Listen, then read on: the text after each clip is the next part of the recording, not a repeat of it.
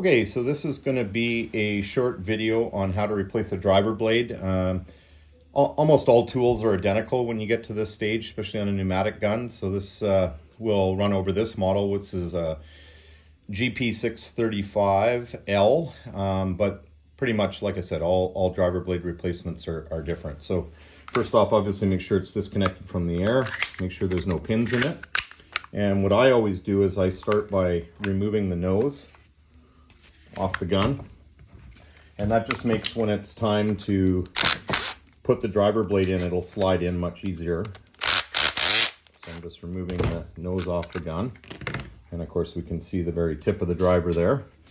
And then I start by removing the head cap.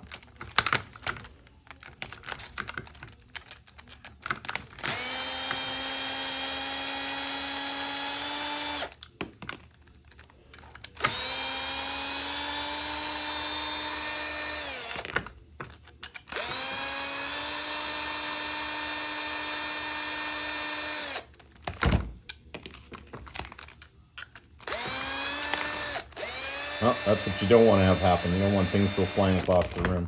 So what popped out there is something called the firing valve spring. So definitely don't want to lose any parts. And then just gently pry off the top of the gun. And on the top of this gun, you'll notice that there's two firing valve seals. Very important that we don't lose that. And then there's also an air chamber seal around the top here. So just make sure that stays there. All of this is here, that's fine. These seals, they're not going to fall off, so if they would, I'd take them off. And then there's the driver blade there. You just push it up and pull it out. And then, of course, inside is the driver. So you would take your new driver. I would put a new driver O-ring on all the time. You notice that the driver is grooved on one side and flat on the other. So you look at your nose plate and see which way it goes. So in this case, the groove, of course, goes into the front nose of the gun, so that means the driver needs to be facing down and forward.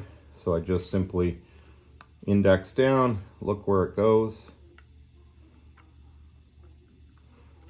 and then push it down a little ways so that it's hanging out. And then I would make sure that those seals are in place, and then make sure that seal is good, and then just reinsert that on the top of the gun. And then now I just need to grab that firing valve spring that popped out. Just give me a second.